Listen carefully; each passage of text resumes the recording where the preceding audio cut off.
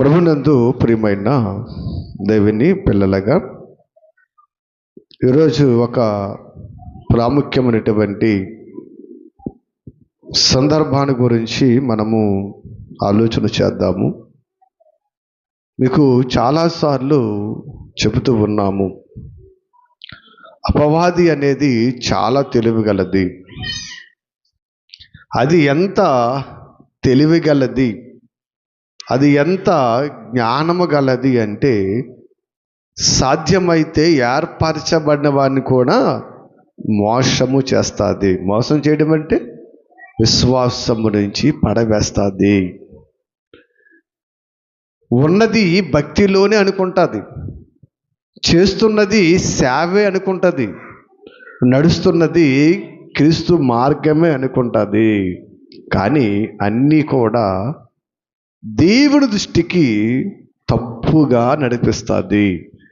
దేవుని దృష్టికి తప్పుడు ఆలోచనలు కలిగి నడిపిస్తుంది. నడిచేవాడికి మార్గం కరెక్టే, కానీ మన మార్గం మనకు కరెక్ట్గా ఉండకూడదు. ఎవరికి కరెక్ట్గా ఉండాలి? దేవునికి కరెక్ట్గా ఉండాలి. దీనిలో గొప్ప గొప్ప వారు పడిపోతున్నారండి. ఏదో ఒక విధముగా, ఏదో ఒక సందర్భములో, చిన్న చిన్న విషయాలలో, బైబిల్ విషయం కానివ్వండి, లోక సంబంధమైన విషయాలు కానివ్వండి, విశ్వాస సంబంధ విషయాలు కానివ్వండి, ఇలాగ చాలా విషయాలలో ఇది పడగొడుతూ ఉంది.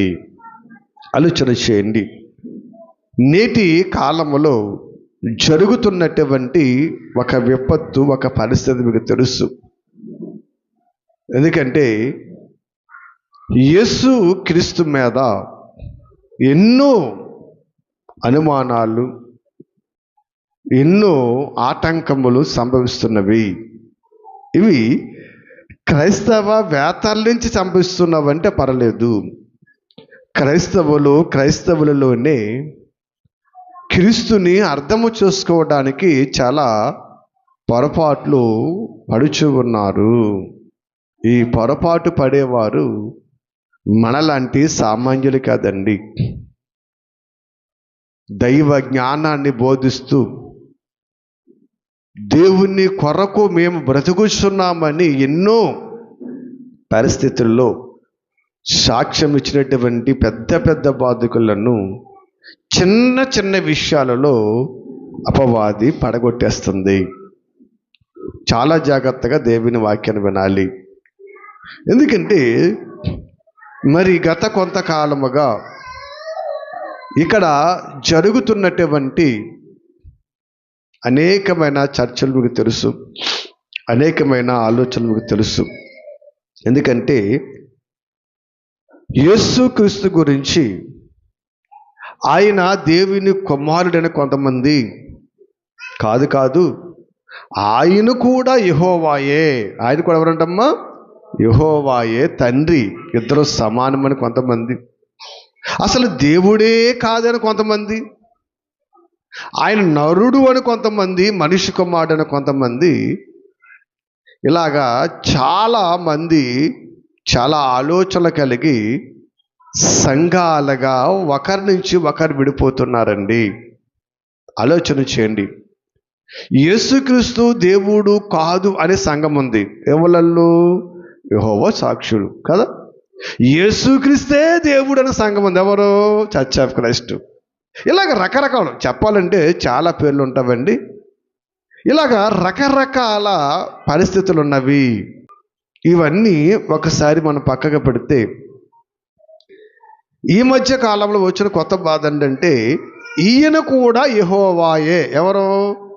యేసుక్రీస్తు కూడా తండ్రి ఎలాగున్నాడు, ఈయన కూడా అలాగే ఉన్నాడు.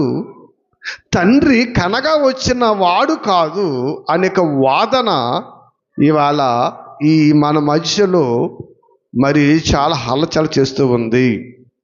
కొంతమంది బోధకులు దీని గురించి ఎన్నో విధాలుగా బోధిస్తూ ఉన్నారు. మంచిదే, ఎందుకంటే వాళ్ళ బోధ ఏదైనా మనకు అనవసరము, వాళ్ళ స్థితిగతులు ఏదైనా మనకు అనవసరము. కానీ దేవుడు బైబిలులో మనతో ఏమి చెబుతున్నాడో అది మనము నేర్చుకోవాలి. ఎందుకు నేర్చుకోవాలంటే, ఎందుకు ఇవన్నీ మనం వివరించుకోవాలంటే, ఒకవేళ ఈ సంగతి మనకు తెలియకపోతే ఎవరైనా వచ్చి ఆ సంగతి చెబితే మనం ఏం చేస్తాం? నిజమే కాదా అని నమ్మేసి మోసపోయే పరిస్థితులు ఉన్నవి. అందుకే మోసపోకుండా, భ్రమపరచబడకుండా ఉండడానికి ఏం చేయాలి? ఈ సంగతిని మనము తెలుసుకోవాలి. అందుకే 66 పుస్తకాల దేవుడు ఈ మహాజ్ఞానాన్ని అంతా కూడా వ్రాయించి ఉంచాడు.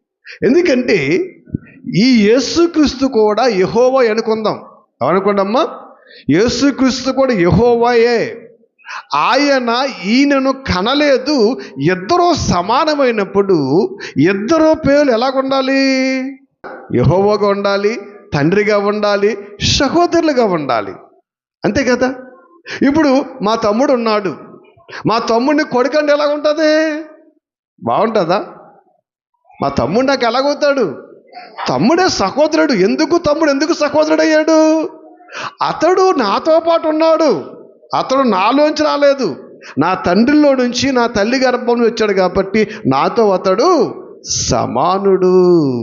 ఇప్పుడు నా గర్భమును వచ్చిన నా కొడుకు నాకేమవుతాడు? కుమారుడు అవుతాడు.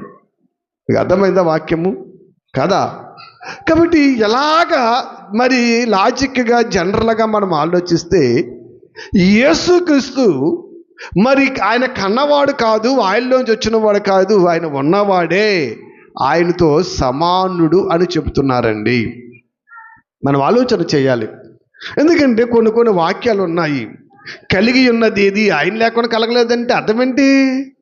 అలాగే నేను ఉన్నాడేంటి? కలిగి ఉన్నదేదు ఆయన లేకుండా కలగలేదంటే అర్థం ఏంటి? ఆలోచన చేయండి. ఏమ్మా, మీకు చిన్న ఎగ్జాంపుల్. మరి మేము పెంగిడిల్లో పాతంలో ఉండేవాళ్ళం కదా. తర్వాత ఇల్లు కట్టుకున్నాం. ఇల్లు కట్టుకున్నప్పటికీ నా కొడుకు పుట్టాడు కదా. ఇప్పుడు కట్టిన ఇల్లు నా కొడుకు నేను కలుపు కట్టుకున్నా, మా కొడుకు లేకుండా కట్టానా? వాడు పని చేయని వాడు కూడా సాక్ష్యము కదా, ఉన్నట్టే కదా. అంటే ఉన్నాడు కాబట్టి చేసినట్టు, అంతే తప్ప లేనప్పుడు వేరు. ఈయన పరలోకములో మొదటిగా ఈయన కనుక్కున్నాడు కాబట్టి ఆ పరలోకము తర్వాత ఏమొచ్చింది? సృష్టి వచ్చింది, ఇవన్నీ వచ్చినాయి, మనిషి వచ్చాడు. ఈ అన్నిటిలో ఎవరికి స్థానం ఇచ్చాడు? అయినా యేసుక్రీస్తుకి స్థానం ఇచ్చాడు. ఆ మాట బట్టి లేదు ఈయన కూడా యెహోవాయే అంటున్నారండి. పోలే, వాళ్ళ బాధ ఏదైతే మనకెందుకు, వాళ్ళ వాదన ఏదైతే మనకెందుకు? మన బైబిల్ మనతో ఏం మాట్లాడుతుంది? ఒకసారి కొన్ని వచనాలు మనం చూద్దాం. ఈవేళ ఈరోజు ఈ ప్రజలలో వచ్చేటువంటి ఈ అనుమానము, ఈ బాధ అనేది, ఈ వ్యత్యాసం అనేది ఇప్పుడు కదండి, యేసుక్రీస్తు వారు ఉన్న రోజుల్లోనే ఈ అనుమానం ఉంది. ఎవరికి? ప్రజలకు. ఈ అనుమానము ఉన్నప్పుడు యేసుక్రీస్తు వారు అడుగుతున్నారు. ఏమని అడుగుతున్నారంటే ఒకసారి మనం ఆలోచన చేద్దాం. మత్తయి సువార్త 16వ అధ్యాయాన్ని అందరూ కూడా తీయండి అమ్మా. యేసు ఫిలిప్పుదైన కైసరయ ప్రాంతమునకు వచ్చి మనుష్య కుమారుడు ఎవడని జనులు చెప్పుకొనుచున్నారని తన శిష్యులను అడిగాడంటండి. ఎవరు అడుగుతారమ్మా? వాక్యాన్ని వినండి జాగ్రత్తగా. యేసుక్రీస్తు వారు శిష్యులు పిలిచి అడుగుతున్నాడు. ఏమడుగుతున్నాడు? మనిషి కుమారుడు ఎవడని జనులు చెప్పుకొనుచున్నారు అంటే అర్థం ఏంటి? అప్పటికే ఈయన మీద చాలా మందికి చాలా డౌట్లు ఉన్నాయి, అనుమానాలు ఉన్నాయన్నమాట. ఎవరి గురించి? యేసుక్రీస్తు గురించి. మనిషి కుమారుడు అంటే ఎవరు? ఆయనే. మనిషి కుమారుడు అన్న ఆయనే, దేవుని కుమారుడు అన్న ఆయనే, నరుడు అన్న ఆయనే, యేసు అన్న ఆయనే, రక్షకుడు అన్న ఆయనే, ఇమ్మానుయేలు అన్న ఆయనే. చాలా పేర్లు ఉన్నాయి యేసుక్రీస్తుకి కదా. అసలు మనిషి కుమారుడు అంటే నేను ఎవరినని అసలు ఈ ప్రజలంతా అనుకుంటున్నారు అనే డౌట్ వచ్చింది ఎవరికి? యేసుక్రీస్తు వారికి. శిష్యులు పిలిచి అసలు ఏమనుకుంటున్నారయ్యా అని అడిగాడు. మంచిదే. అయితే అక్కడ చూడండి, కొందరు ఏమన్నారంట, నేను చదువుతున్నానమ్మా. కొందరు బాప్తిసమిచ్చు యోహాను అనియు, కొందరు ఏలియా అనియు, కొందరు ఎరిమియా అనియు, లేక ప్రవక్తలలో ఒకడనియు చెప్పుకొనుచున్నారయ్యా అన్నారు శిష్యులు. ఏమనుకుంటున్నారు అనగానే, ఏముంది ప్రవ్వా, ఇదిగో వాళ్ళేమో నేను ఏలి అనుకుంటున్నారు, వీళ్ళేమో నేను యోహాను అనుకుంటున్నారు, వాళ్ళేమో ఎరిమి అనుకుంటున్నారు కదా, వీళ్ళేమో ఎవరో ప్రవక్తలలో ఎవరో ఒకర్లే అంటే చాలామంది ప్రవక్తున్నారు. ఈ ప్రవక్తల పేర్లన్నీ రాయాలంటే చాలా ఉంటాయి. ప్రవక్తలు అంటే ఒకరు కాదండి, చాలామంది ప్రవక్తలు ఉన్నారు కదా. ఆ ప్రవక్తలలో ఏదో ఒక ప్రవక్త అని అనుకుంటున్నారయ్యా అన్నాడండి. బాగానే ఉంది కదా, అక్కడ వరకు బాగుంది. పోన్లే, వాళ్ళు ఏమనుకుంటే అనుకోండి, మీరు నాతో ఉన్నారు కదా, నాతో తిరుగుతున్నారు కదా, అసలు మీరేమనుకుంటున్నారు? అందుకైనా మీరైతే నేను ఎవడనని చెప్పుకొనుచున్నారని వారిని అడిగాను కదా. అక్కడ సమాధానం వచ్చింది. వాళ్ళందరూ కూడా అలాగ అనుకున్నారు. పోన్లే, వాళ్ళు ఏదనుకుంటే అనుకోండి, అసలు మీరేమనుకుంటున్నారు అనగానే చూడండి, పేతురు ఏమన్నాడు? నీవు సజీవుడగు దేవుని కుమారుడువైన క్రీస్తువు అని చెప్పాను అంటున్నాడండి. ఎవరంట అమ్మైనా? ఎవరంట? సజీవుడగు దేవుని కుమారుడని క్రీస్తు అని చెప్పాడు అన్నాడు. ఎవరు? ఏమ్మా? పేతురు గారు కదా. అయితే అప్పుడు వెంటనే యేసుక్రీస్తుకి ఏమన్నారు? అందుకు యేసు, సిమోను బరయోనా, నీవు ధన్యుడువు, పరలోకమందున్న నా తండ్రి ఈ సంగతి బయలుపరుచుతేనే గాని నరులు నీకు దీనిని బయలుపరచలేదయ్యా అన్నాడండి. చూడండి, ఒకలేమో ఇదేమో యోహాను అనుకున్నారు, ఒకలేమో ఎరిమి అనుకున్నారు, ఒకరేమో ఏలి అనుకున్నారు, ఒకరేమో మోషే అనుకున్నారు. ఇలా రకరకాలుగా అనుకున్నప్పుడు ఎవరి గురించి అని చెప్పలేదు. ఎప్పుడైతే పేతురు గారు నీవు సజీవుడకు దేవుని కుమారుడు అన్నాడు, ఏమన్నాడు? నీవు ధన్యుడవు అన్నాడు. అంతే కదండి. ఇంకో మాట తెలుసండి, అసలు నేను దేవుని కుమారుడును అని నీకు బయలుపరిచింది ఎవరు? పరలోకపు తండ్రి. పరలోకపు తండ్రి బయలుపరుస్తేనే కానీ నీవు ఇది చెప్పలేవయ్యా, నీవు ధన్యుడవు అన్నాడండి కదా. అంటే ఈయన ఎవరి కుమారుడైనా? దేవుని కుమారుడు. అంతే కదా. ఈ సంగతి ఎవరు బయలుపరిచాడంట?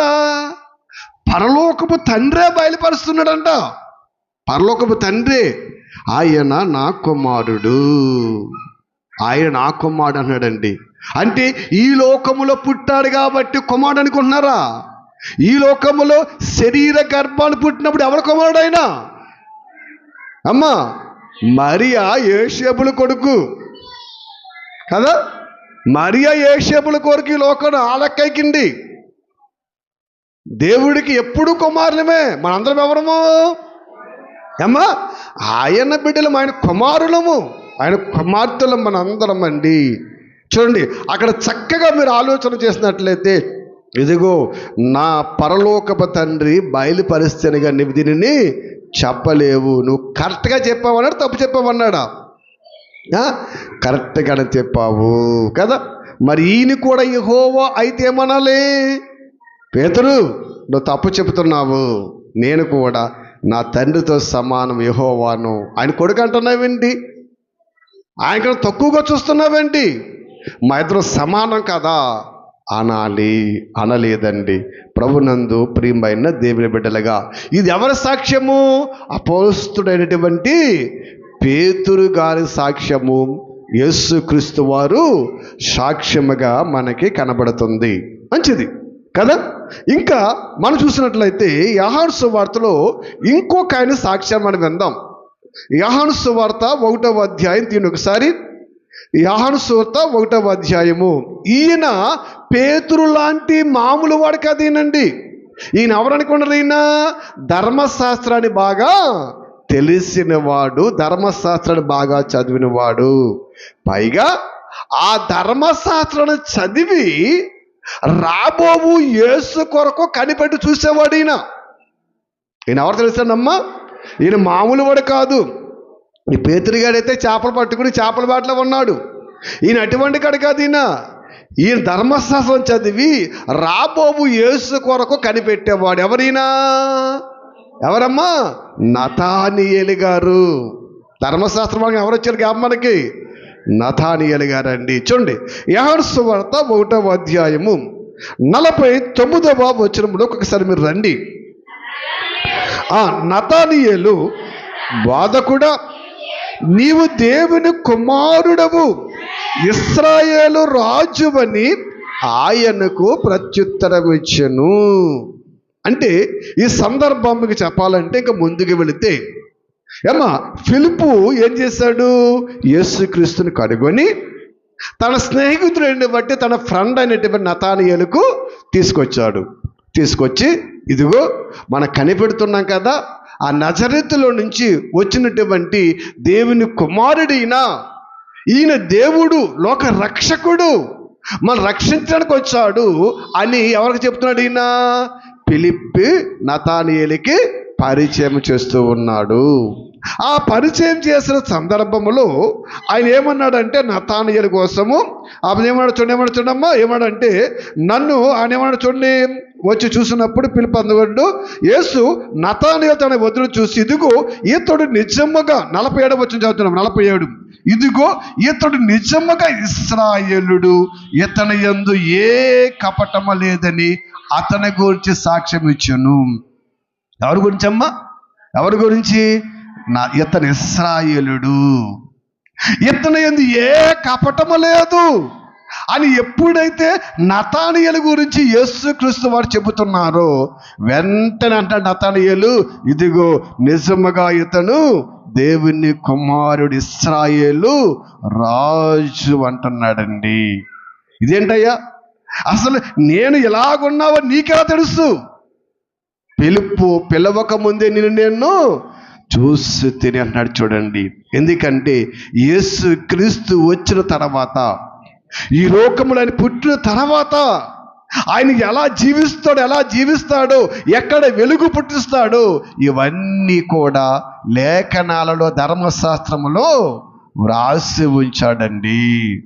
ఆ క్రీస్తుని గురించి ఎదురు చూస్తున్నటువంటి ఈ నతానియేలు అంటున్నాడు, అయ్యా నువ్వు నిజముగా దేవుని కుమారుడవు, దేవుని కుమారుడు, ఇశ్రాయేలుకు రాజువు నీవే అని ఎవరు సాక్ష్యం ఇస్తున్నారు? నతానియేలు గారు సాక్ష్యం ఇస్తూ ఉన్నారండి. ఆలోచన చేయండి. ఏంటి ఇక పోనీ మనుషులందరూ సాక్ష్యం వదిలేద్దాం, ఈ అపోస్తుల సాక్ష్యం వదిలేద్దాం, మన సాక్ష్యం వదిలేద్దాం, కానీ పరలోకములో దేవునితో సమానముగా ఉండాలని, దేవునితోనే ఉండాలని ఆలోచించేటువంటి ఒకడున్నాడు. ఎవడాడు? అపవాది కదా. వాడు ఈ మనుషులు పుట్టకముందే ఉన్నాడు కదా. ఎప్పుడు ఉన్నాడు? పరలోకములో దేవునితో సమానముగా ఉండాలని ఎంచుకున్నప్పుడు దేవుడు అక్కడి నుంచి వాడిని గెంటేశాడు. ఒకసారి వాడి సాక్ష్యాన్ని కూడా మనం చూద్దాం. అసలు వాడేమంటున్నాడు చూడండి ఒకసారి. లూకాసు వార్త 4వ అధ్యాయము, ఒకసారి లూకాసు వార్త 4వ అధ్యాయాన్ని మనం తీసినట్లయితే అక్కడ మరి యేసుక్రీస్తు వారు బాప్తిసం పొందిన తర్వాత ఆయన ఎక్కడికి వెళ్ళిపోయాడైనా? అరణ్యమునకు వెళ్ళిపోయాడు. 40 రాత్రులు 40 పగళ్ళు ఉపవాసముతో ఆయన అక్కడ దేవుని కొరకు ప్రార్థన చేసినటువంటి సందర్భం మనకు తెలుసు. ఆయన ఉపవాసముతో ఉన్నప్పుడు అక్కడ ఆయన దగ్గరికి ఎవరు వెళ్ళారు శోధించడానికి? అపవాది వెళ్ళిన అపవాది ఏమంటుందో ఒకసారి మనం చూద్దాము. ఒకసారి చూడండి, 4వ అధ్యాయము 3వ వచనం చూడండి. అపవాది, నీవు దేవుని కుమారుడివైతే రొట్టెలను అగునట్లు వారితో చెప్పమని ఆయనతో ఆజ్ఞాపించను కదా. మత్తయి సువార్తలో కూడా ఈ మాటలు ఉంటాయి. దేవాలయం శిఖరం మీద తీసుకెళ్తుంది. అలాగే ఆకలితో ఉన్నప్పుడు ఈ రాళ్ళను చూపించి ఏం చేస్తుంది? రొట్టెలుగా చేసుకొని తినమంటుంది. అక్కడ ఏం చెప్తుంది? ఏం చెప్తుందమ్మా? నీవు దేవుని కుమారుడివైతే. అంటే ఈయన ఎవరు కుమారుడు అప్పో తెలుసు? దేవుని కుమారుడవు. ఈ లోక రాజ్యాలన్నీ నీ తండ్రి నాకు అప్పగించేస్తాడు. ఏమంటుందమ్మా? ఏమంటుంది? మత్తయి సువార్త క్లియర్గా ఉంటుంది. ఈ లోక రాజ్యములన్నీ ఏం చేశాడు? నీ తండ్రి నా చేతికి అప్పగించాడు. నేను ఎవరికి ఇవ్వాలంటే అవిస్తాను. కాబట్టి నువ్వు ఆయన కుమారుడు కదా, నాకు మొక్కు, ఈ రాజ్యాలన్నీ నీకు ఇచ్చేస్తాను. ఇది ఎవరి సాక్ష్యం? ఇది అపవాది సాక్ష్యము చెబుతుంది. ఏమనమ్మా? నువ్వు దేవుని కుమారుడివైతే. యేసేపు మరియమ్మలు కాదండి ఇక్కడ సందర్భము. కాబట్టి నువ్వు దేవుని కుమారుడివైతే ఇదిగో మొక్కు, ఇవన్నీ నీకు ఇచ్చేస్తానంది కదా. పేతురు గారు సాక్ష్యం చెప్పారు, నతానేలు గారు సాక్ష్యం చెప్పారు, ఇక్కడ అపవాది సాక్ష్యం చెబుతుంది. ఇంకా మనం క్లియర్గా వెళ్ళాలంటే మనకు బాగా తెలిసిన వాక్యం మత్తయి సువార్త 3వ అధ్యాయం 17వ వచనంలో, యేసుక్రీస్తు వారు బాప్తిసం పొంది ఆ యోర్దాను నదిలో నుంచి ఆయన బయటికి వస్తున్నప్పుడు ఆకాశము తెరవబడింది, పావురము, పరిశుద్ధాత్మ పావురం వల్ల ఆయన మీదకి దిగి వచ్చింది. అప్పుడు ఆకాశం నుంచి ఒక శబ్దం వస్తుంది. అక్కడి నుంచి ఏమొస్తుంది? నీవు నా ప్రియ కుమారుడవు. ఇదెవరి సాక్ష్యము? ఇదెవరి సాక్ష్యము? దేవుని సాక్ష్యము. ఏంటి?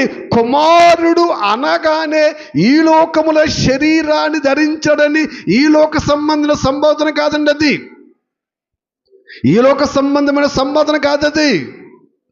పరలోకము నుంచి ఆయన నీవు నా కుమారుడవు, నీ యందు నేను ఆనందించుచున్నాను అని ఎవరు సాక్ష్యం ఇచ్చారమ్మా? ఎవరు సాక్ష్యం ఇచ్చారు? దేవుడు సాక్ష్యం ఇస్తూ ఉన్నాడు. ఎన్ని సాక్ష్యాలు మనం చూస్తూ ఉన్నామండి. ప్రభునందు ప్రియమైన దేవుని బిడ్డలాగా మనం ఆలోచన చేసినట్లయితే, ఎందుకంటే ఇంకా మనం క్లియర్గా కావాలంటే, ఇంకా మనం ముందుకు వెళ్ళాలంటే, అపోస్తుల కార్యాలలో పౌలు గారు కూడా ఇశ్రాయేలుకు చెబుతూ ఒక సందర్భాన్ని జ్ఞాపకం చేస్తూ ఉన్నాడు. ఒకసారి అందరూ కూడా తీయండి, అపోస్తుల కార్యాలు 13వ అధ్యాయము. ఇక్కడ మనం చూస్తానండి 33వ వచనం. ఎందుకంటే పైనుంచి చదివితే అక్కడ ఒక సందర్భం మనకు తెలుసు. ఏంటి ఆ సందర్భం అంటే, ఇశ్రాయేలుకి పౌలు గారు ధర్మశాస్త్రాన్ని లేఖనాలు చేపించే వాళ్ళకి బోధిస్తూ ఉన్నాడు. ఎవరు అమ్మా? పౌలు గారు బోధిస్తూ ఉన్నప్పుడు ఇక్కడ ఒక సందర్భం చూస్తే ఆయన ఏమన్నాడంటే 33వ వచనం చూస్తే అంటాడైనా, దేవుడు యేసును లేపి పితరులకు చేసిన వాగ్దానమును మన పిల్లలకు నెరవేర్చి ఉన్నాడని మేము నీకు సువార్త ప్రకటించుచున్నాము. అలాగే నీవు నా కుమారుడవు, నేను నిన్ను కంటిని అని 2వ కీర్తన యందు వ్రాయబడి ఉంది అంటున్నాడండి. ఒకసారి ఇది చాలామంది ఏమన్నారంటే, అబ్బే లేదండి, ఇది దావీదు గురించి రాసిన కీర్తన అన్నాడండి. ఏమంటే దావీదు గురించి రాసిన కీర్తన అయితే కీర్తనల్లో లేఖనాలు ఎత్తి వీళ్ళకి చెప్పగలదు యేసుక్రీస్తు గురించి. పౌలు గారు ఎక్కడ లేఖన ప్రసక్తి తీసుకొచ్చినా అక్కడ ఎవరికి చెప్పేవాడైనా క్రీస్తుని గురించి చెప్పేవాడు కదా. 2వ అధ్యాయము 7వ వచనం ఉంటుంది కీర్తన గ్రంథములో ఆ మాట. కాబట్టి పక్క రాసుకోండి. ఎందుకంటే నీవు నా కుమారుడవు, నేడు నేను నిన్ను కనియుంటిని అని 2వ కీర్తన యందు వ్రాయబడి ఉంది అంటున్నాడు. పోలే అది అలా కాకపోతే అలాగే కిందకి మీరంతా చదువుకొస్తే అంటాడైనా, ఇదిగో మరి ఆయనను పరిశుద్ధుని దేవుడు కుల్లి పట్టనివ్వనన్నాడు. ఎవరిని? ఇది ఎక్కడుంది? ఇది కీర్తన గ్రంథము 16-17లో ఉంటుంది. 16-17లో కీర్తనలు చెప్పాడు. అక్కడ లేకుండా చెప్పాడు ఏమనంటే చూడండి, వేరొక కీర్తన యందు 35 చూడండి, వేరొక కీర్తన యందు నువ్వు పరిశుద్ధుడవు కుళ్ళు పట్టనీయనని చెప్పుచున్నాడు. ఇది దేవుడు దావీదు సంకల్పం చొప్పున తరం వారికి సేవ చేసి నిద్రించి తన పిల్లల యొద్దకు చేర్చబడి కుళ్ళిపోయాను. కానీ దేవుడు లేపిన వాడు కుళ్ళు పట్టలేదు కదా. 2వ కీర్తన 2వ అధ్యాయం 7వ వచనంలోనేమో నీవు నా కుమారుడవు, నేను నిన్ను కనియుంటిని అని ఉంది. ఏంటి కీర్తన గ్రంథం 16వ అధ్యాయము 10వ వచనంలో ఏముంది? నీ పరిశుద్ధుని కుళ్ళి పట్టనీయవు అని ఉంది. ఒకవేళ మీరు దావీదు గురించి అనుకుంటారేమో అని ఇక్కడ ఏం మాట్లాడుతాడు ఈయన? దావీదు తన తరమ వారికి సేవ చేశాడు, చనిపోయాడు, వెళ్ళిపోయాడు, కులిపోయాడు. కులిపోవడం అంటే ఏంటి? దావీదు శరీరం కులిపోయింది. ఎక్కడ? సమాధిలో. దావీదు లేపబడలేదు. దావీదు శరీరం వెళ్ళిపోయింది, శరీరం కుళ్ళిపోయింది, లేపబడలేదు. కానీ యేసు శరీరం ఏమైందమ్మా? లేపబడింది. దీని గురించి అక్కడ చెబుతున్నాడండి. దీని గురించి చెప్తున్నాడు అక్కడ. పరిశుద్ధుడు నువ్వు కుళ్ళు పట్టనివ్వవు. ఆయన శరీరం కుళ్ళిపోదు. ఆయన శరీరము మహిమ గల శరీరముగా లేపబడతాది. ఇది దావీదు గురించి అనుకుంటారేమో. కాదు కాదు కాదు, ఇది యేసు క్రీస్తు గురించి అని పౌలు గారు లేఖనతో చెబుతున్నారు. ఎందుకంటే దావీదు మా పితరుడు, దావీదు వంశం అనుకున్నారు మీరు. కాదురా బాబు, ఆ దావీదు కూడా ఈ యేసు గురించే ఆలోచించాడు. మీ పితరుడు దావీదు సమాధిలోకి వెళ్ళిపోయాడైనా కానీ యేసు క్రీస్తు పరిశుద్ధుడేమవ్వలేదు. సమాధిలోకి వెళ్ళి శరీరం ఏమవ్వలేదు, కొల్లలేదు. 3వ రోజున తిరిగి లేచాడు అని ఈ లేఖనం ఎవరి గురించి? ఈ లేఖనం ఎవరి గురించి? యేసు క్రీస్తు గురించి. మరి 2వ కీర్తన గ్రంథం 2:7 లేఖనం ఎవరి గురించి? అది యేసు క్రీస్తు గురించే. ఈ సాక్ష్యాన్ని ఎవరు చెప్తున్నారు? ఏండి? దావీదే సాక్ష్యం ఇస్తూ ఉన్నాడు. ఏ దావీదునైతే వీళ్ళు నమ్మారు, ఏ దావీదైతే మా పితరుడు అంటున్నారు, ఆ దావీదు అన్నాడు చూడండి, నేడు నేను నిన్ను కనియున్నానని క్రీస్తుని గురించి లేఖనము చెబుతున్నాడు. ఆ లేఖనాన్ని ఎత్తి ఇక్కడ పౌలు గారు కూడా ఏం చెప్తున్నాడమ్మా? ఏం చెప్తున్నాడు? సాక్ష్యాన్ని ఇస్తూ ఉన్నాడు. ఏమని? యేసు క్రీస్తు దేవుని కుమారుడు అనండి, కుమారుడని ఆలోచన చేయండి. ఎందుకంటే యేసుక్రీస్తు యెహోవా ఇద్దరు సమానమే. ఎదురంటమ్మా? సమానమే, ఇద్దరు ఉన్నవారే అంటున్నారండి. ఆలోచన చేయండి.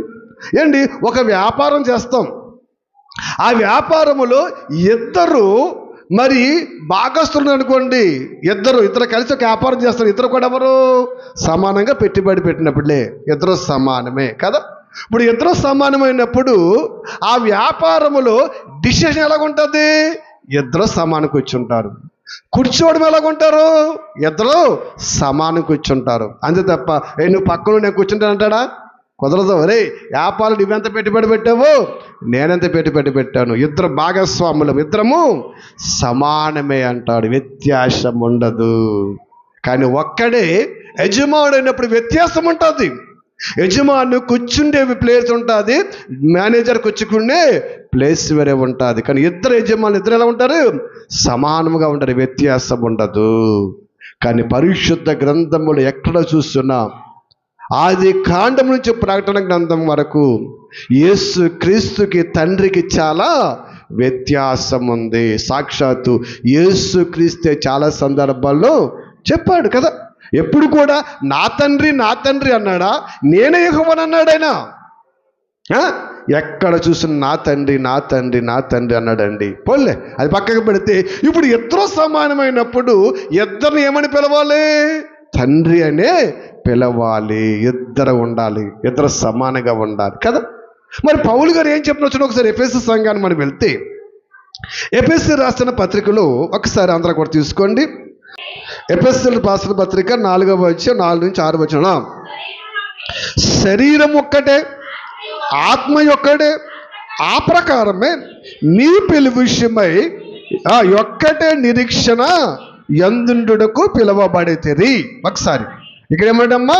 శరీరం ఒక్కటే, ఆత్మ ఒక్కటే. అంతేనా? ఏంటి మాకు 2 శరీరంలో ఎవరు అంటారా? మాలో 2 ఆత్మలైన ఎవరు అంటారా? ఎన్ని ఆత్మలు మన దాంట్లోనూ? ఎన్ని ఆత్మలు ఉన్నాయి? ఒకటే ఆత్మ కదా. 2 ఆత్మలు ఉంటే ఒక ఆత్మ పోయినా ఇంకో ఆత్మతో మనం బతికేస్తాం. నిన్నే ఒక్కటే ఆత్మ, శరీరం కూడా ఒక్కటే, శరీరం ఒక్కటే, ఆత్మయు ఒక్కటే. అలాగే నిరీక్షణ కూడా ఒక్కటేంటి?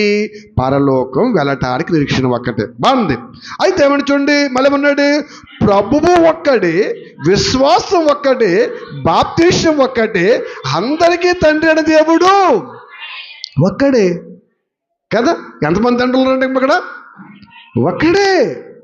ప్రభు ఒక్కడే, విశ్వాసం ఒక్కటే, బాప్తిసం ఒక్కటే, అందరికంటే ఏమ్మా ఈ అందరిలో ఎవరున్నారు? యేసుక్రీస్తు వారు కూడా ఉన్నారు కదా. అందరిలో యేసుక్రీస్తు వారు ఉన్నారు. ఈ అందరిలో దేవదూతలు ఉన్నారు. ఈ అందరిలో అందరూ ఉన్నారండి. కొందరికి కాదండి, అందరికీ తండ్రి అయిన దేవుడొక్కడే. ఆయనెవరు? యెహోవా, యెహోవా, యెహోవా అంటున్నాడండి. ఆలోచన చేయండి. ప్రభునందు ప్రియమైన దేవుని బిడ్డలుగా ఏంటి, ఎక్కడ కూడా అపోస్తలులు కానీ, ఎప్పుడైనా ఎక్కడైనా సరే క్రీస్తు వారు కానీ, ఇదిగో పరలోకం నుంచి దిగి వచ్చిన వాడు నేననలేదండి. నా తండ్రి పంపగా నేను వచ్చాను, సమస్తము నా తండ్రిది అని చెప్పినట్లు నడుస్తున్నాను. ఇలాగా ఎన్నో వాక్యాలు, లేఖనాలు మనకు కనబడుతున్నవండి. ప్రభునందు ప్రియమైన దేవుని బిడ్డలుగా చాలా జాగ్రత్తగా ఆలోచించండి. అందరికీ తండ్రి అయిన దేవుడు ఒక్కడే, ఒక్కడే, ఒక్కడే, ఒక్కడే. ఆయన తర్వాత కుమారుడు యేసుక్రీస్తు దేవుడు, ఆయన తర్వాత పరిశుద్ధాత్మ దేవుడు, ఆయన తర్వాత నీతిగా, నిజాయితీగా, పరిశుద్ధతగా బ్రతికిన మనందరం కూడా మోతాం అంటున్నాడు కదా. యావసవత్లు ఏమన్నాడు? దేవుని వాక్యము ఎవరికి వచ్చిన వారు దైవములు అనబడుదురు. దైవములు అంటే దేవుళ్ళు అనబడతారు. ఆలోచన చేయండి. ఇప్పుడు దేవునికి బిడ్డలుగా బ్రతికితే మనం ఏమైపోతాం? దేవుడున్న లోకానికి వెళ్ళిపోతే ఆయన కుమారులు అవుతాము కదా. అక్కడికి వెళ్ళకుండా పాతాళకి వెళ్ళిపోతే ఎవరి పిల్లలు అవుతాము? అపవాది కుమారులు అన్నాడు కదా. ఏమంటే యేసుక్రీస్తు వారు మీ తండ్రియగు అపవాది, మీ తండ్రియగు అపవాది కదా. మీ తండ్రి యొక్క అపవాది అంటే పాపులందరికీనేమో అపవాది తండ్రి, పరిశుద్ధులు నీతిమంతులందరికేమో యెహోవా తండ్రి కదా.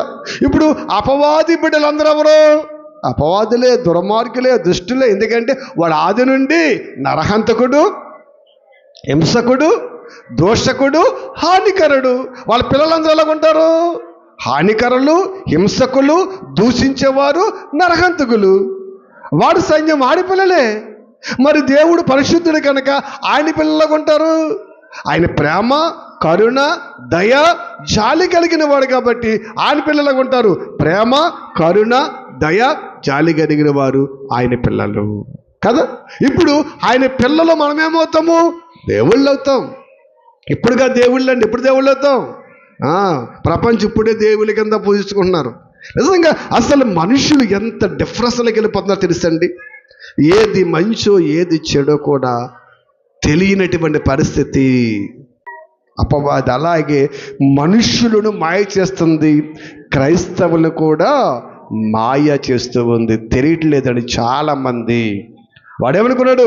దెయ్యాలను నేను చంపేస్తాను, నేను చేసింది మంచే అనే భ్రమలో ఉన్నాడు. కానీ వాడు చేసింది మంచా? వాడి దృష్టి కదలాగా ఉంది అది. అపవాది అలా పెడతాది ఫిట్టింగు. నువ్వు చేసేది మంచిదే, నువ్వు చేసేది కరెక్ట్ పోదే, నీదే కరెక్టు, ఉన్న వాళ్ళదంతా తప్పు అని ఎదుటివారి తప్పులు వెతుకుటలో నిన్ను తప్పులు గంటేస్తుంది. గతమైందా? ఎప్పుడైతే ఎదుటివారు తప్పులు వెతకడం ప్రారంభించావో నువ్వు తప్పుడు అడిగేసినట్టే. తప్పుడు అడిగేసిన ఖచ్చితంగానండి, తప్పటి అడిగేసినట్టే. ఎందుకంటే నీ దృష్టిలో ఏమైపోయింది? తేడా వచ్చేసింది, ఆలోచనలో తేడా వచ్చేసింది. యేసుక్రీస్తు వారు ఏం చెప్పారమ్మా? ఏం చెప్పారు? శత్రువును కూడా ప్రేమించమన్నాడు, హింసించే వారి కొరకు ప్రార్థించమన్నాడు. ఇలా మరి చూస్తేనండి అసలు ఎటువంటి పరిస్థితుల్లోకి ప్రపంచం వెళ్ళిపోయింది తెలుసండి. అయోమయములో ఇవాళ ప్రపంచాన్ని పడేసింది అపవాది. ఏది సత్యమో ఏది అసత్యమో తెలియట్లేదు, ఏది మార్గం కూడా తెలియట్లేదు. మాయలలో, భ్రమలలో, ఇదిగో వాడే దుర్మార్గుడు, మనందరం కూడా నీతిమంతులము అనే భ్రమలో పడేసండి సర్వనాశనానికి తీసుకుపోతుంది ప్రపంచాన్ని.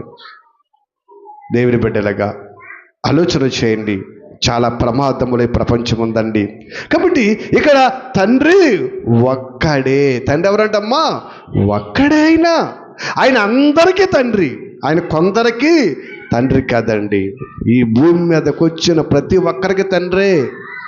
ఓ రకంగా చెప్పాలంటే అపవాది సాతాను కూడా ఆయన తండ్రే కాదంటారా? తండ్రే. నువ్వు నాకు ఇష్టంగా బ్రతకలేదు, వద్దు అని ఏం చేయడు? గెంటేస్తాడు కదా. మనం కూడా చూడ కొన్ని సందర్భంలో మనం చూస్తూ ఉంటాం వార్తల్లో అట్లోనండి. మరి కన్న బిడ్డలు ఏం చేస్తారు? గెంటేస్తారు. వద్దు, నువ్వు మాతో ఉండటానికి వెళ్ళలేదు, కుదరదు, నువ్వు నా కడుపును పుట్టినా నీ దుర్మార్గం, నీ పని మేము వద్దు అని ఏం చేస్తారు? వాళ్ళు గెంటేస్తూ ఉంటారు. అలాగని అతను కొడుకు కాదా? ముద్ర అలాగ ఉంటుంది. ఆలోచించారా? తండ్రి ఒక్కడే, ఆయనే సర్వ అధికారి అయిన దేవుడు. ఆయనండి ధర్మాధికారి అయిన దేవుడు. చాలా జాగ్రత్తగా దేవుని వాక్యాన్ని మనం ఆలోచన చేయాలి. ప్రభునందు ప్రియమైన దేవుని బిడలగా మనం ఆలోచన చేస్తే దావీదు గారు ఏం చెప్తారమ్మా? లేఖనాలలో చెప్పాడు. ఏమని చెప్పాడు? నీవు నేడు నేను నీ కుమారుణ్ణి కనియుంటిని అని లేఖనము ఇదిగో ఎవరి గురించి చెప్తున్నాడు? యేసుడి గురించే, యేసు క్రీస్తు గురించే అనే సందర్భం మనకు కనబడుతుంది. కాబట్టి మనం ఆలోచన చేసినట్లయితే మంచిది. ఇప్పుడు ఇద్దరు సమానమైనప్పుడు ఇద్దరికి అధికారం ఎలా ఉంటుంది? సమానంగా ఉంటుంది, అంతే కదా. వాళ్ళకి ఎక్కువ, ఒకరు తక్కువ ఉంటుందా? ఇద్దరు అధికారం సమానంగా ఉంటుంది. ఇద్దరు ఏదైనా చేయొచ్చు, కానీ ఏదైనా చెయ్యడానికి, ఏదైనా ఇవ్వడానికి మరి యేసుక్రీస్తుకి అధికారం ఉందా లేదా? డౌట్. ఉందంటే భయం, లేదంటే భయం. ఉందా లేదా? లేదు. ఎవరిచ్చారు? తండ్రి ఇచ్చాడు. ఏమన్నాడు? ఇదిగో నా తండ్రి చేత సర్వాధికారము నాకివ్వబడింది. అంతే కదా. ఇప్పుడు ఇంటిలో పెత్తనము చెయ్యాలంటే నా కొడుకు అధికారం ఎవరు ఇవ్వాలి? నేను ఇవ్వాలి. మీ పిల్లలకి మీరు ఇవ్వాలి. మీరు ఇస్తేనే వాళ్ళకి అధికారము వస్తుంది. మీరున్నంతసేపు అధికారం మీదే. కాబట్టి మనం ఆలోచన చేస్తే మరి ఇక్కడ లూకా గారు రాస్తూ ఒక మాట అపోస్తలుల కార్యాల్లో 2వ అధ్యాయం ఒక్కసారి 31 నుంచి మనం చూస్తే అంటాడైనా 31 చూడండి. క్రీస్తు పాతాళములో విడవబడలేదనియు ఆయన శరీరము కుళ్ళిపోలేదనియు దావీదు ముందుగా తెలుసుకొని ఆయన పునరుద్ధానం గురించి చెప్పాను. ఇందా చూసాం కదా. ఏది? అపోస్తలుల కార్యాలు కీర్తనలు చూసాం కదా. అది ఎవరు చెప్పారంట? దావీదు ముందుగా ఎవరి గురించి చెప్పాడు? యేసుక్రీస్తు గురించి చెప్పాడు. వీళ్ళేమంటారు? అబ్బే ఈ లేఖనం దావీదు గురించి అంటారండి. ఎందుకంటే ఈ అపోస్తలులు వీళ్ళందరూ కూడా ధర్మశాస్త్రం చదివిన వారు, వారందరూ యేసుతో ఉన్నవారు, వాళ్ళందరూ కూడా సమకాలికులండి. చూడండి ఏమంటమ్మా? ఆయన శరీరము కుళ్ళిపోలేదు, దావీదు ముందుగా తెలుసుకుని పునః చెప్పాను. చూడండి, ఈ యేసును దేవుడు లేపెను, దీనికి మేమందరము కూడా సాక్షులము.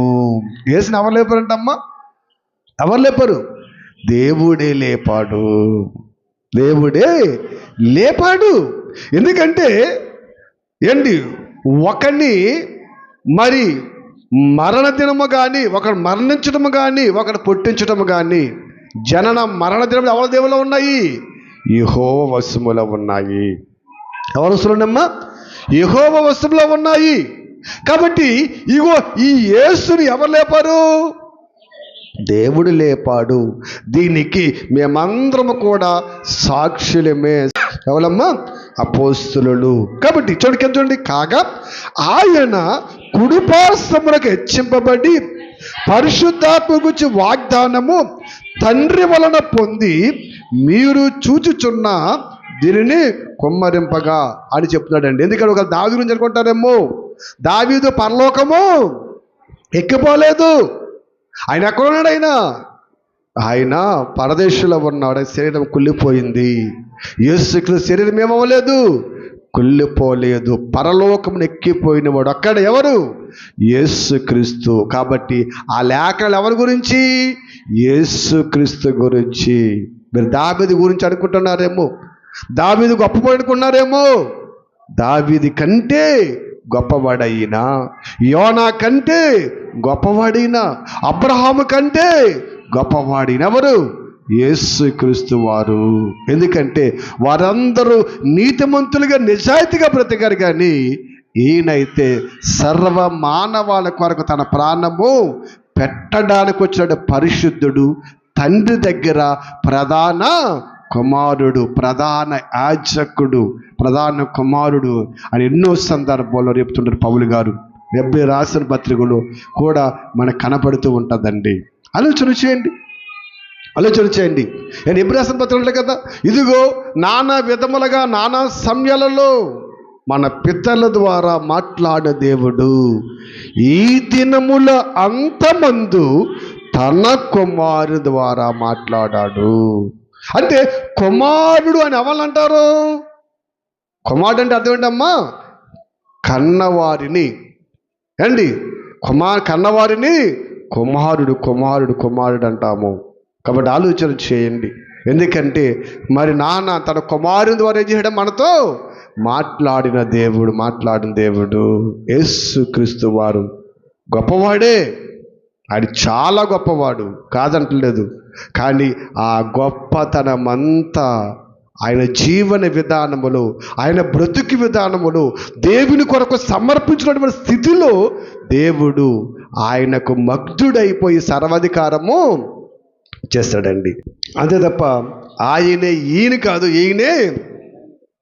కాదండి. కొంతమంది అయితే ముగ్గురు ఒకటేనండి అంటారండి. ముగ్గురు ఒకటేనప్పుడు వచ్చినవాడు ఏమన్నాడైనా? నేనే వచ్చాను, కుమారుడు ఎందుకు?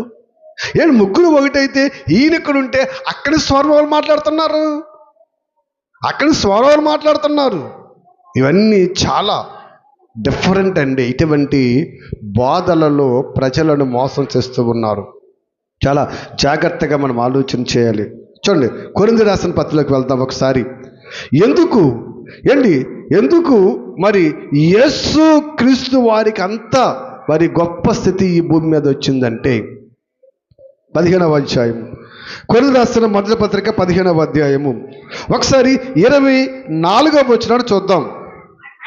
అటు తర్వాత ఆయన సమస్తమైన ఆధిపత్యమును, సమస్తమైన అధికారమును, బలమును కొట్టివేసి తన తండ్రి అయిన దేవునికి రాజ్యమును అప్పగించును. చూసారా, ఇక్కడ ఏమన్నాడు? ఈయన ఎవరు ఆధిపత్యాన్ని కొట్టేస్తాడు, ఎవరు బలాన్ని కొట్టేస్తాడు? పైన చదివితే అపవాది ఆధిపత్యాన్ని. ఈ భూమి మీద ఎవరి ఆధిపత్యం ఉందమ్మా? అపవాది ఆధిపత్యాన్ని, అపవాది బలమును, సాతాను బలమును కొట్టివేసి ఆయన ఏ రాజ్యాన్ని అయితే ఇక్కడ నిర్మించాడో, ఏ రాజ్యం అది? క్రైస్తవ సామ్రాజ్యము. ఆ సామ్రాజ్యములో మనందరము కూడా భాగస్థులుగా ఉన్నాము. కాబట్టి ఇక్కడ మనం ఆలోచన చేస్తే ఏం చేస్తున్నాడు ఆయన? సమస్తము అటు తర్వాత సమస్తమైన ఆధిపత్యమును, సమస్త అధికారమును, బలమును కొట్టివేసి తన తండ్రి అయిన దేవునికి రాజ్యమును అప్పగించను. ఈ రాజ్యాన్ని ఎవరికి అప్పగిస్తాడంటమ్మా? దేవునికి. తండ్రి అయిన దేవునికి అప్పగిస్తాడంట. మరి ఇద్దరు సమానమైనప్పుడు ఇంకా ఆయనకి అప్పగించడం ఏంటి? ఈయనే తీసుకుపోవచ్చు కదా, అప్పగించవలసిన బాధ్యత లేదు కదా. ఇద్దరు సమానమైనప్పుడు ఆయనకి అప్పగించడం ఏంటి? అప్పగిస్తాడంటే ఈయనకంటే ఆయన కొంచెము పెద్దవాడు అనేది మనం ఆలోచన చేయాలి. అప్పగించును తండ్రి అయిన దేవునికి రాజ్యమును అప్పగిస్తూ ఉన్నాడు అంటున్నాడు. చూడండి, ప్రభునందు ప్రియమైన దేవుని బిడ్డలుగా, అందుకే చూడండి 26 నుంచి చూస్తే కడపట నశింపబడు శత్రువు మరణము అని చూడండి. ఇక్కడ చూడండి, దేవుడు సమస్తమును క్రీస్తు పాదముల కింద లోపరిచియుంచెను, సమస్తమును లోపరచబడి ఉన్నదని చెప్పినప్పుడు ఆయనకు సమస్తమును లోపరిచిన వాడు తప్ప సమస్తము లోపరచబడి ఉన్నదని సంగతి విషదమే. మరియు సమస్తము ఆయనకు లోపరచబడినప్పుడు దేవుడు సర్వములో సర్వమగు నిమిత్తము కుమారుడు తనకు సమస్తము లోపరిచిన దేవునికి తానే లోపరచబడి ఉండెను. ఇప్పుడు ఈ అధికారము, ఈ ఆధిపత్యము, ఈ సమస్తాన్ని యేసుక్రీస్తు వారికి ఎవరు లోపరిచారంట? ఎవరు లోపరిచారు? దేవుడే ఇచ్చేస్తాడంటండి. నాయన ఇదిగో ఈ అధికారం అంతా నీదే, ఇదంతా నీకు అప్పగించేస్తున్నాను, ఇదంతా నీకు అప్పగించేస్తున్నాను, ఇదంతా నీదే, నువ్వు చెయ్యి. పరలోకమందు, భూమి మీద, పాతాళంలో ఎక్కడైనా సరే, ఏదైనా సరే అధికారం నీకు అప్పగించేస్తున్నాను. నీవేది బంధిస్తే అది బంధింపబడదు, దేన్ని ఇప్పితే అది ఇప్పబడుతుంది. సర్వ అధికారము తండ్రి ఎవరికి ఇచ్చాడమ్మా? కుమారుడికి ఇచ్చేస్తాడంట, క్రీస్తుకి. ఇప్పుడు ఈయనేం చేయడంటమ్మా? ఆస్తి పంపాడు కాదు అని అనాథాశ్రమం చేసే తల్లిదండ్రులు ఇవాళ కదా. ఆస్తి పంచాడు కదా, తల్లిదండ్రులు ఏం చేస్తాడమ్మా? అనాథాశ్రమాలు గెంటేస్తున్నారు. అధికారం ఇచ్చారు కదండి, తల్లిదండ్రులు ఏం చేస్తున్నారు? నువ్వు మూలం కూర్చో, ఇక్కడి నుంచి న్యాయం చేస్తున్నారండి. అటువంటి మనస్తత్వం కలిగిన కదీనా అధికారం ఎంత ఇచ్చినా, అధికారం అంతా ఈయన చేతిలో ఉన్నా, నాయన నేను మాత్రము ఇదిగో నీకు లోబడే ఉంటాను అన్నాడండి. సర్వములో సర్వమగు దేవునికి తానే లోబరచబడి ఉన్నాడంట, తగ్గించుకొని ఉన్నాడంట. మరి సమానమైతే తగ్గించుకోవడం దేనికి? ఆలోచన చేయండి ప్రభునందు ప్రియమైన దేవుని బిడ్డలుగా. అందుకేనండి క్రీస్తు మహానుభావుడయ్యాడండి. నిజంగా ఆయన క్యారెక్టర్ కానివ్వండి, ఆయన తగ్గింపు జీవితం కానివ్వండి, ఆయన వినయము కానివ్వండి, అసలే అది ఎంత చెప్పినా మన బ్రతులో తక్కువనండి. అసలే ఆయన జీవించిన విధానానికి, ఆయన క్యారెక్టర్కి అసలు పరలోకపు తండ్రి ముక్తుడైపోయాడంటండి. ఆయన చలించిపోయాడంట. ఆలోచన చేయండి. ఏంటి, చిన్నది చేస్తే కోపము రగిలిపోయాడు దేవుడికి అండి. ఉవ్వంటే ఎక్కడికక్కడ కాల్చేసి ఈడ్చేసేవాడు. ఎవరు చెప్పినా వినలేదండి. యేసుక్రీస్తు చెప్తే ఏం చేస్తున్నాడే? ఎంత కోపాన్నైనా తగ్గించేసుకుంటున్నాడండి. అంత మహోత్తముడు, మహానుభావుడు అయిపోయాడు యేసుక్రీస్తు అంటే. తగ్గింపు చెబుతాము. అధికారం ఇచ్చినా ఏం చేశాడు? ఈ అధికారం అంతా నాకెందుకు నాయన, నా తండ్రిగా నీవు ఉంటే సరిపోద్ది, నీ పాదముల దగ్గర కూర్చుంటాను నాయన అంటే ఆయన ఏమన్నాడు? నాయన నువ్వు కూర్చోవలసింది పాదము దగ్గర కదా, ఎక్కడ? నా కుడి పార్శ్వం మీద కూర్చో అని చెప్పండమ్మా. ఈయన తండ్రిగా సింహాసనం మీద కూర్చుని, ఆ సింహాసనం మీద తండ్రి కుడి పార్శ్వం మీద తొడ మీద అయినా కూర్చోబెట్టుకున్నాడనండి. అంత ఘనత ఇచ్చాడు ఆయనకండి, అంత అధికారం ఇచ్చాడు, అంత స్థితిని దేవుడు ఆయనకిచ్చాడండి. కాబట్టి ఆలోచన చేయండి. అందుకే యేసుక్రీస్తు ఎక్కడ చెప్పినా నా తండ్రి, నా తండ్రి నేను కుమారుడు చెప్పాడు. తండ్రి ఎక్కడ చెప్పినా యేసుక్రీస్తు కుమారుడే సాక్ష్యం ఇచ్చాడు.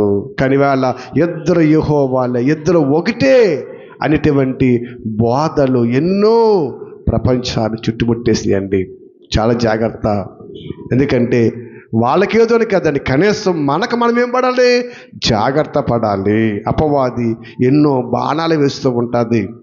ఆ బాణాలు వేసినప్పుడు ఇటువంటి వాక్యాలు తీసుకెళ్ళి, ఓహో ఎలాగుంది కదా బైబిల్లో, అది తప్పండి, మేము నమ్మండి, వద్దండి అని మనం ఏం చేయాలి? అడ్డుకోవాలి.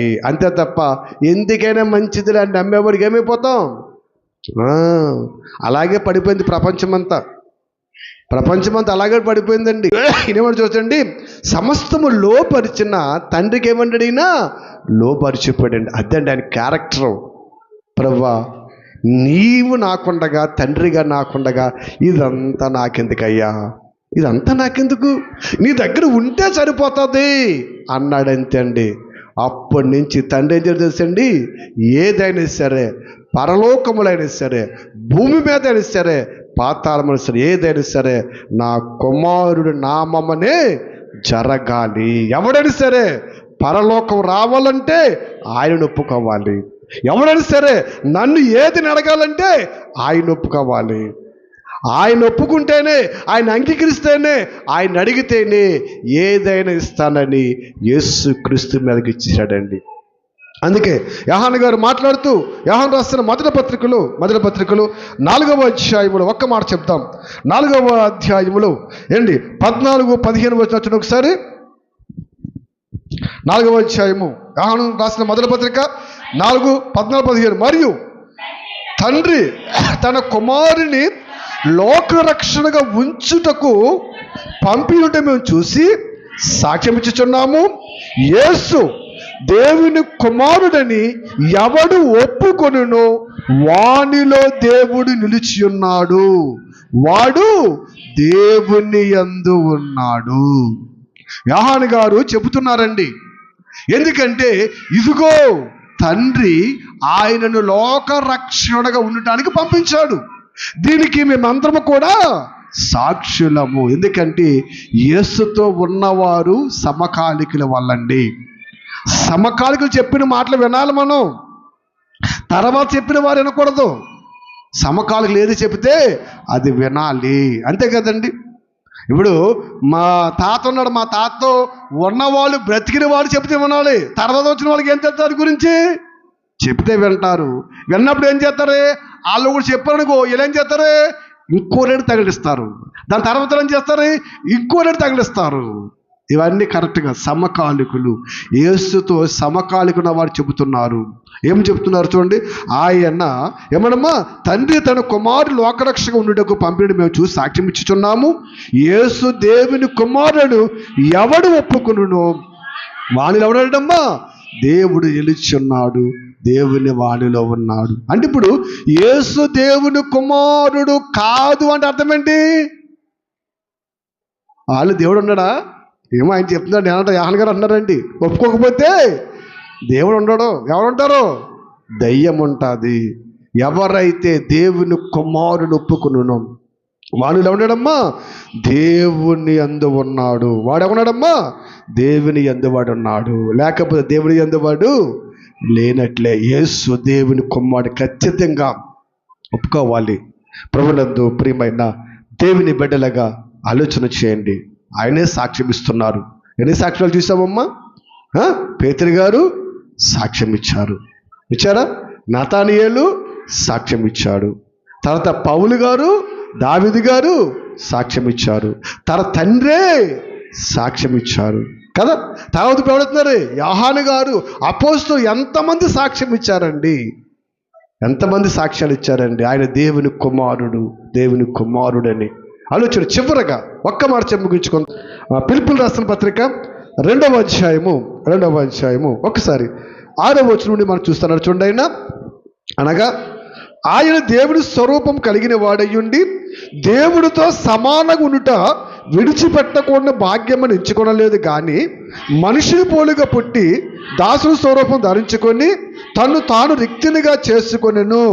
మరియు ఆయన ఆకారమందు మనుషుడుగా కనబడి మరణము పొందినంతగా, అనగా శిలువ మరణము పొందినంతగా విధేయత చూపిన వాడే తన్ను తాను తగ్గించుకొనెను.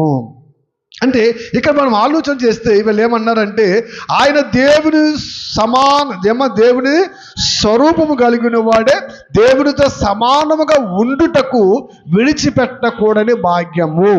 అంటే ఇదిగో ఆయన కూడా దేవునితో సమానముగా ఉన్నాడు, దేవునితో సమానంగా ఉన్నాడు. కాబట్టి ఆ భాగ్యాన్ని విడిచిపెట్టి లోకానికి వచ్చేస్తాడు అన్నాడండి. ఏమని సమానం అంటే ఏంటి?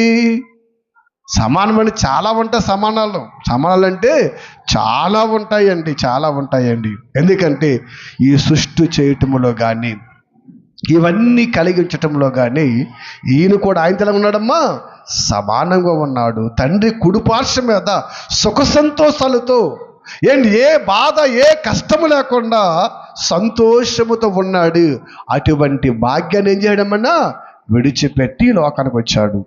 ఈ లోకానికి వచ్చి తన్ను తాను ఎంత తగ్గించుకున్నాడంటే సిలువ మీద మరణం పొందినంతగా తగ్గించుకున్నాడంట. అందుచేత చూడండి పౌలు గారు, అందుచేత ఏమేమడమ్మా, పరలోకమందున్న వారిలో కానీ, భూమి మీద ఉన్న వారిలో కానీ, భూమి కింద ఉన్న వారిలో కానీ ప్రతి వాని మోకాలు ఏం చేయాలమ్మా, యేసు నామమును వంగునట్లు ప్రతి నాలుక తండ్రి అయిన దేవుని మహిమార్థమై యేసు క్రీస్తు ప్రభువని ఒప్పుకొనినట్లు దేవుడు ఆయనను అధికముగా హెచ్చించి ప్రతి నామమునకు పైనామమునకు ఇచ్చాడైనండి. చూసారా? ఎందుచేతంట? ఆ మహాభాగ్యాన్ని విడిచిపెట్టి ఈ లోకానికి వచ్చాడు కదా. వచ్చి ఆయన ఎప్పుడైతే సిలువ మరణం పొందాడో అప్పుడు ఏం చేయడమ్మా, సమస్త ఆధిపత్యాన్ని ఇచ్చేశాడు. ఆలోచన చేయండి. ఒక్క మాట, అంతకుముందు సొదొమ గొమొర్రాలను కాచడానికి వచ్చాడు కదండి. సలహా ఎవరిని అడిగాడు ఆయన? ఎవరిని అడిగాడమ్మా? అబ్రహాం గారిని సలహా అడిగాడు. అబ్రహాం గారిని సలహాడు కదా. అబ్రహాము, ప్రవ్వ ఒక్కడున్నాడు ప్రవ్వ అంటే ఏమని ఊరుకున్నాడేంటి? ఎలా పక్కెళ్ళిపో అన్నాడు, అంతే కాల్ చేశాడు. అదే మాట యేసుక్రీస్తు ఇప్పుడు అడిగితే ఏమంటాడు? యేసుక్రీస్తు ఏమడతాడు? వదిలేస్తాడండి. తెలుసా?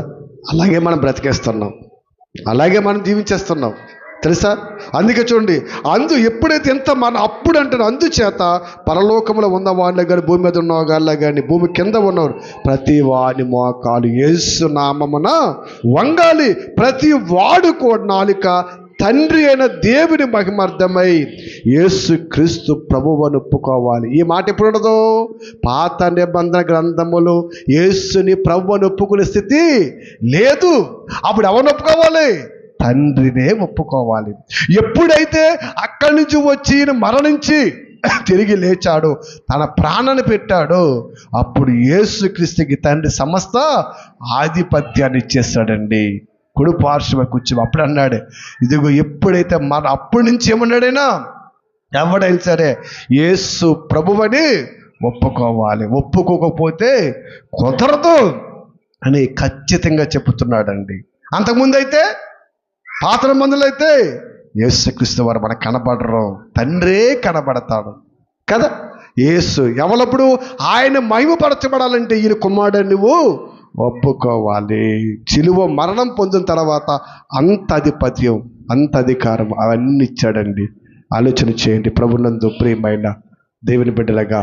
ఎందుకంటే చాలా రకాల బోధలు వస్తూ ఉన్నాయి, చాలా జాగ్రత్తగా మనం వినాలి. పరిశుద్ధ గ్రంథములు ఎన్నో సాక్ష్యాలు. ఏదో ఒక మాట దొరికింది కదండి, ఆ మాట దగ్గర మనం అపార్థం చేసుకోకూడదు. ఒకవేళ అపార్థం వచ్చినా అర్థం చేసుకోవాలి. లేదా విశ్వాసం నుంచి అనేకులు తొలగించే మాటలు ఉంటే మనం చాలా జాగ్రత్తగా ఉండాలి. ఏది పడితే అది మాట్లాడితే చాలామంది ఇవాళ యూట్యూబ్లో దూషణ మాటలండి, ఒకరి మీద ఒకరు పడి కొట్టుకుంటున్నారు. ఒకరి క్యారెక్టర్ ఒకరు విమర్శించుకుంటున్నారు. ఎవరు? క్రైస్తవులే అన్యులకు లోకులు అవుతున్నారు. దయచేసి గమనించండి, క్రీస్తుని ప్రకటించండి అయ్యా, క్రీస్తుని ప్రకటించండి. ఒక పాపిని మార్చడానికి ప్రయత్నం చేయండి. చేతులతో ఒక పాపిని మార్చు, అంతే గట్టి పరిస్థితి మనకొద్దు.